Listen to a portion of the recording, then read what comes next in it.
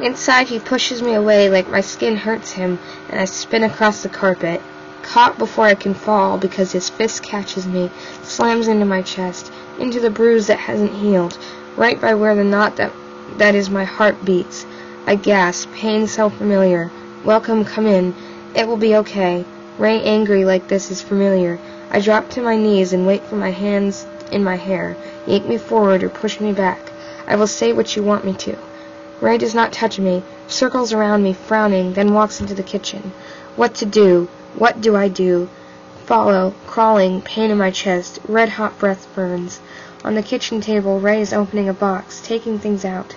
Knife, matches, rope, map, paper with 623 written on it, and boxes for all the rooms, labeled kitchen, dining room, living room, study, Helen and Glenn's room, baby's room.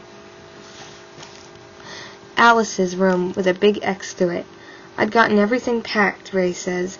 We were supposed to be on the road by now, going to the desert.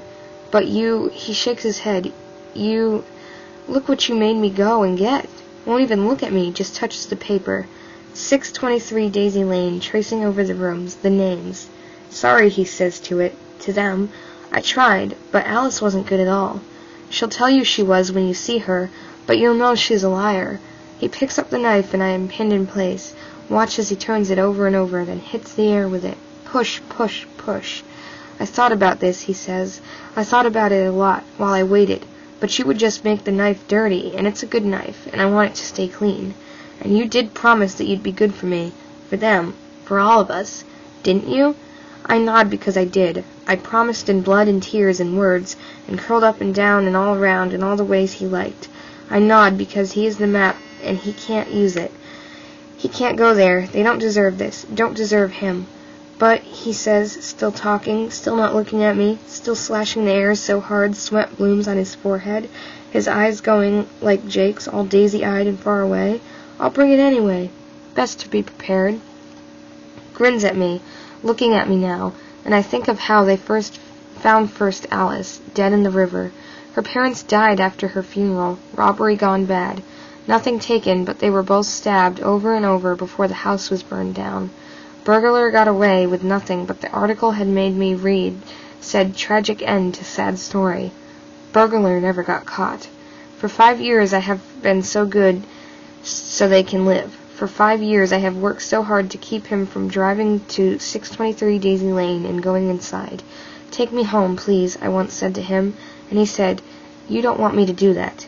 You don't ever want me to do that. 51. Ray, I say. Ray. And I say, Ray, please don't. I swear I thought she'd be there. I didn't lie about her being there. Jake said she would be, and he just forgot. I wouldn't lie to you. I wouldn't do that. I was there, too. Why would I be there if I lied? I should have told you about the cop, but I didn't want you to worry. Hand in my hair, then knife at my throat. You didn't want me to worry? You know she asked me if I knew you. You would even guess something like that. My whole world is his glittering eyes, his voice quiet. How stupid do you think I am? Knife, sharp pressure against my skin. No, Ray, I say no, please, no. I never told her anything. She gave me a sandwich. You know how cops are. They ask questions, and she thinks I have no home. Maybe thought I ran away, and you were taking care of me. Pain, red hot on my throat. Because you do take care of me, Ray, you do, and she could probably tell you were careful and would take care of someone and wanted you to know that you could tell. She liked you. Everyone likes you, and when I went to Jake, I made sure he sticks the knife in my shoulder, and I scream. Silence, and then I am swaying. No words for what it's like. I thought living dead girls couldn't feel pain. Thought I was emptied, but I'm not. I'm not. Please, Ray, please. I love you. He's bringing her to the park tonight. Annabelle will be there tonight. I told him. Don't say his name. Don't say it. And that's what made my shoulder scream. Blood beating in it like a heart. Thump pain. Thump pain. I would see him. He hates her and wants her to go away. I can tell he will be there. She will be there. We can get her. Knock on the door. And, shut up, Ray hisses, grabbing my jaw and squeezing it. All the words I was going to say, my plan, my stupid plan, I forgot, and then remembered, and the food I ate and the money still in my pocket. All the words in my mouth he squeezes closed. Room swirling, everything feels so far away. Yes, I hear Ray say, and I am leaning against the wall, propped on my left side like a broom. I can see the knife handle. Blood red everywhere, down my shirt, on the floor. Yes, that was my daughter. She was making a salad and cut herself. No, I already called an ambulance, but you know how traffic is, so I'm driving her there now. Thank you. Pain. Knife on the floor. I see it. It's not in me, but Ray's fingers are there, are digging into me, dragging me up. Shut up and put this on, he says, handing me his old shirt, the one he wears when he fixes his trucks. Smells like him and car, and then box under his arm we go down the stairs and into the truck, and then out onto the road. Gone. The highway is exactly 2.3 miles from the apartment. Ray told me that when we moved in, he said to remember it. 2.3 miles was all he had to drive to get on the road that leads to 623 Daisy Lane.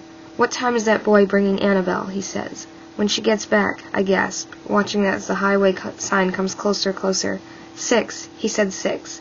Ray turns and we leave the highway sign behind. 52.